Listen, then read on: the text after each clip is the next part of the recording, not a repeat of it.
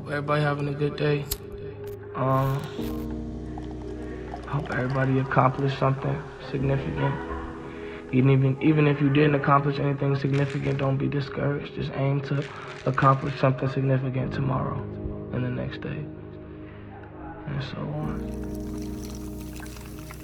on. If anybody's going through anything, hope and I pray that you get through it, and just know that you do have the strength to get through whatever the fuck you're going through, no matter what it is.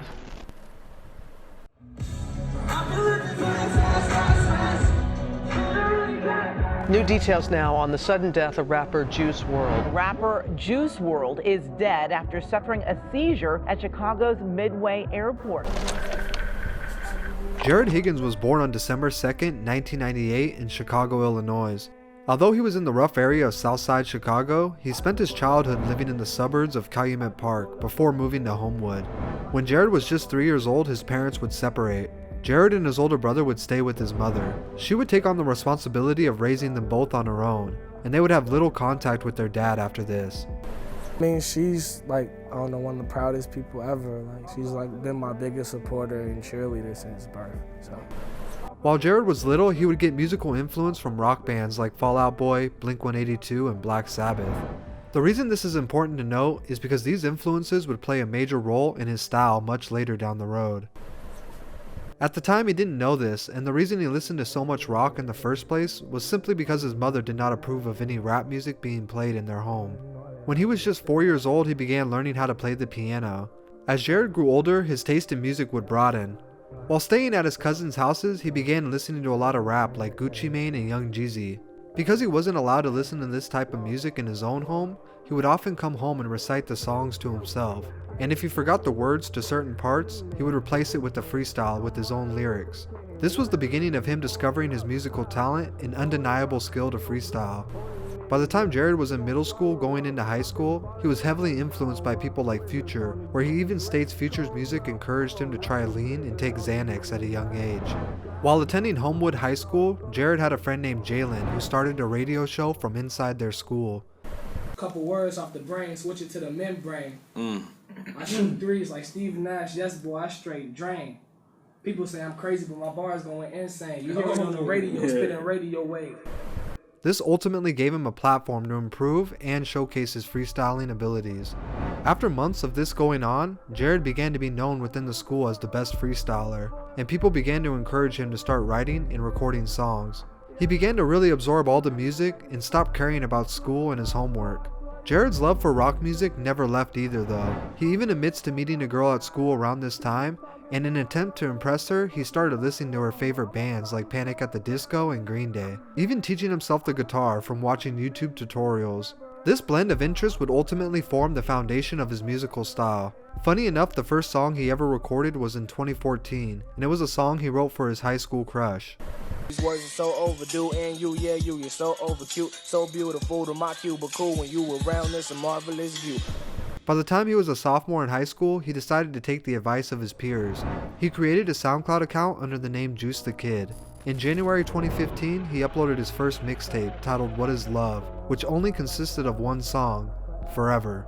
Although dropping his first song online was a step in the right direction, he was still very young and couldn't afford to purchase studio time, leaving him to record a lot of his early music from his cell phone. Like, I used to have to scramble for money to get like 2 hours at the studio. This made it very difficult over the coming years to record music he felt was good enough to share with the public. This is also around the time Jarad admits to having been experimenting with drugs. While most of the kids his age were smoking weed, he was taking perks and Xanax. From 2015 to 2016, he only managed to drop a handful of songs, but was progressively getting better and finding his avenue of music. In 2016, he dropped the Juiced Up EP, and although at the time it didn't get more than 1,000 plays, it was significant enough to catch the attention of an online producer named Sidepiece. At the time, Sidepiece was just a type beat producer who stumbled upon Juice's Twitter, which led him to checking out his music. Even though he wasn't getting a lot of views, Sidepiece saw the potential right away and began feeding him beats. In July of 2016, he dropped the Twilight Zone EP, which was later deleted from SoundCloud, but was recovered years later from old Facebook links he used to promote his music. He continued to experiment with drugs. They helped him feel more connected to his emotions than when he was sober, ultimately helping his creative process and musical style. He described it as a gift and a curse. It was during this time that his producer's side piece would tell another producer about his music. His friend was Nick Mira, another type beat producer who was just as excited when he heard Juice's potential. With Sidepiece and Nick Mira now producing a majority of his music, he really established a blend of genres to create his emotional rap style that was very different from the typical drill music coming out of Chicago the last decade. With encouragement from his new producers, he decided it was time to change his name. He changed it from Juice the Kid to Juice Wrld. The word Juice was inspired by the movie, which featured one of his idols, Tupac, and the World just stood for taking over worldwide. Feeling confident with his new name and higher quality production that fit his style more, he continued to drop new music as often as possible, believing if he stayed consistent, more people would take note of his talent. In early 2017, he dropped another 3-track mixtape titled Affliction, quickly followed by another 2-track tape, Heartbroken in Hollywood 999. Things were starting to look up for Juice. He was fully engaged in following his dream. He had producers backing him up and his music was notably getting better. But he was still struggling to stay positive, and on top of it, he needed more money to keep recording. This led him to getting a job at a car factory where he would help assemble them.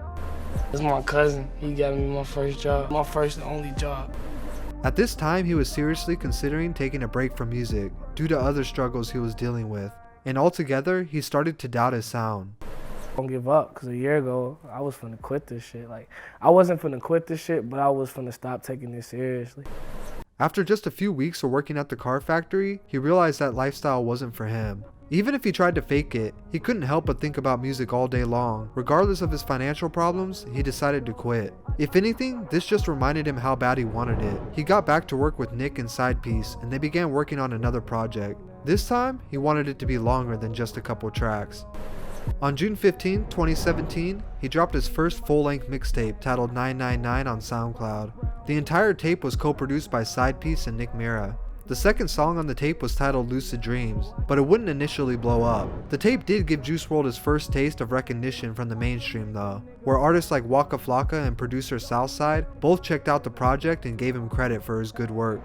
This small but valid buzz gained him a few thousand plays on SoundCloud, which at the time meant the world to him. He knew he had to go back to dropping music while he was getting a little bit of attention. In October, he dropped another 2-song tape with Nick Mira titled Binge Drinking Music, followed by multiple singles before dropping one last project at the end of 2017. I admit it, another hoe got me finished, broke my heart, oh no you didn't. On December 22nd, he dropped Nothing's Different. Although it was only 3 songs, the first track was All Girls Are the Same, and this would catch the attention of Cole Bennett and Lyrical Lemonade, who at the time was just starting to get recognized for their music videos and their blogs that covered new music coming out of Chicago. I made that song in the moment, and I kept it and dropped it because it was how I was feeling, like it was like pure emotion. Cole would write, "I was unfamiliar with Juice before stumbling across the intro track, All Girls Are the Same, which led me to find his EP, and I must admit that I was pleasantly surprised. It's a pretty short listen, considering that it's just 3 songs in length, but the impact it left felt like more of a full-length project." Cole wasn't the only one from Chicago who caught wind of this song. Lil Bibby, a well-known Chicago veteran, got a hold of Juice's music after DJ Victorious sent Lil Bibby All Girls Are the Same and Lucid Dreams to check out. After Lil Bibby heard Juice's music, he immediately contacted him and was offering to sign him to his new label, Grade A, which was under Interscope Records. Because Juice was in the situation he was in, he didn't hesitate to sign, stating he needed the money bad. Lil Bibby and Juice Wrld immediately went on a promo run for All Girls Are the Same, where the SoundCloud plays started to rise rapidly, but it wouldn't blow up until February of 2018, when Cole Bennett decided to reach out and offer to film the music video for the song. He uploaded it to his YouTube channel. The heartbreak music combined with the unique visuals from Cole Bennett, who was just starting to get known as the go-to channel for aspiring artists, created the perfect storm for Juice Wrld. And by April of 2018, the song was on every radio station in the country, giving Juice his first ever Billboard charting song, changing his life and jump-starting the career of the song's producer, Nick Mira of Internet Money. This was a massive success, and with the help of his new label, Grade A, they began working and promoting a debut album, with All Girls the Same being the first single. In May, they re-released the year-old song, Lucid Dreams, but this time gaining their second music video from Cole Bennett, as well as starting a close friendship between the two. As if things couldn't get better, the music video for Lucid Dreams dropped on May 10th, and his career elevated to all new heights after the song did twice as good as All Girls Are the Same. taking him from struggling SoundCloud artist to the face of the mainstream by the summer of 2018. Initially, the song debuted at number 74, but over the coming weeks would end up all the way at number 2. Wasting no time, he dropped his debut album, Goodbye and Good Riddance, just 2 weeks later. The album sold 39,000 its first week and debuted at number 15.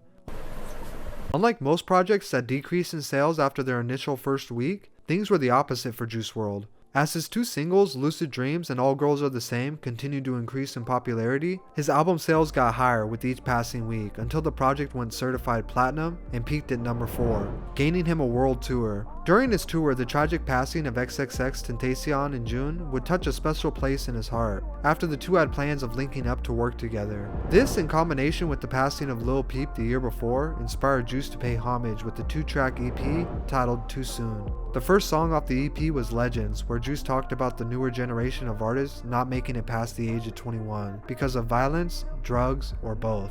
The second song was Rich and Blind, where he raps about himself and the effects drugs have on him and his mind. While this was going on, he was also presented the chance to work side by side with his favorite rapper, Future. They locked in the studio for a week and released a 16-song tape titled World on Drugs, which many believed to be a reference to the state of the youth at the time, with the passing of Mac Miller just a month before. During their meeting for the first time, Juice would tell Future how he influenced him to try lean. Months later, Future would tell this story in an interview and describes how it bothered him a lot. He said, "Oh shit, what the fuck have I done?" This is around the time he began a friendship with Ski Mask the Slump God, and in October was featured on Ski's album Stokely with their hit single Nuketown. They even started to tease the idea of dropping a tape together titled Evil Twins before going on a 30-show tour together. While not performing on tour, Juice was often given the chance to freestyle during his radio interviews. Just like in high school, he once again got to showcase his freestyle skills until people started to notice, which stopped allegations that he was just another SoundCloud rapper. He even freestyled for an hour straight on live radio. He stated after Lucid Dreams, he no longer wrote down music and claims it was all freestyles. His career was growing fast. In late 2018, Sting went public stating they were suing the rising star for using uncleared version of the song Shape of My Heart, which Nick Mira sampled in the beat for Lucid Dreams. This led to Sting taking 85% of Lucid Dreams' earnings, even joking that the song would pay his grandkids' college tuition. Nick Mira took to social media to publicly state how upset he was, but Juice seemed to be unbothered despite potentially losing millions of dollars. He knew this was only the beginning of his story. He ended 2018 with 2 award nominations for Best New Artist and Song of the Summer, but he ended up losing both.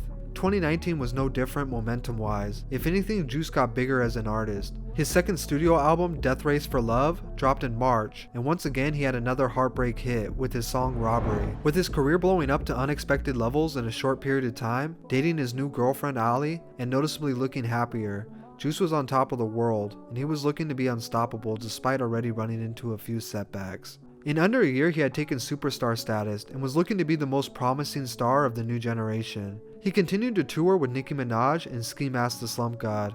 In October, his collab with NBA Youngboy Bandit dropped, and would go down to be his second most successful song behind Lucid Dreams. This would be the last song he released before touring with the Kid Laroi in Australia. After the tour, Juice would post on Instagram that he was taking a week off to celebrate his 21st birthday. Just a few days later, on December 8, 2019, Juice and his friends were on a flight back to Chicago from LA on a private plane. The pilot of the plane alerted law enforcement in Chicago that Juice and his entourage had guns on them. What Juice didn't know was that he was already on the FBI's watch list from an event a month prior. Just a month before, he had been searched by drug-sniffing dogs and custom agents before getting on a flight to Australia. He was allowed to board the plane despite being suspected of carrying drugs, thus opening a file where the FBI was keeping tabs on him. The combination of these two events led to the FBI and Chicago police to be waiting for Juice Wrld at the airport when they landed. In an attempt to hide some of the evidence, Juice allegedly popped a few Percocets after landing, ultimately leading to an overdose in the airport. He was given 2 shots of Narcan, which is used to reverse the effects of an opioid overdose, before being sent in an ambulance to the hospital. On the way to the hospital, he stopped breathing and was pronounced dead. After his passing, he would be featured on Eminem's album, Music to Be Murdered By. This was special because everyone knew how much of an Eminem fan he was. On April 24, 2020, his single Righteous was released. He had recorded the song in his home in LA, and the lyrics can be hard to listen to. His mother would also start the Live Free 999 organization for mental health awareness. On July 10, 2020, his post-humous album Legends Never Die was released, and it debuted at number 1, selling 497,000 copies its first week, breaking records and winning him Best New Artist of 2019. The title of the album is very appropriate for someone who influenced millions and changed lives in such a small amount of time. Although Juice's life was cut tragically short, Lil Bibby has come out to say Juice recorded enough unreleased music for 5 more albums. Despite going to battle with his own addiction, depression, and anxiety problems, Jarad always made time between tours, interviews, and his busy life to make sure he recorded more music, with the only goal of hoping his music would be relatable and help at least one person going through a hard time in their life. Although he's gone, his music and impact will live forever.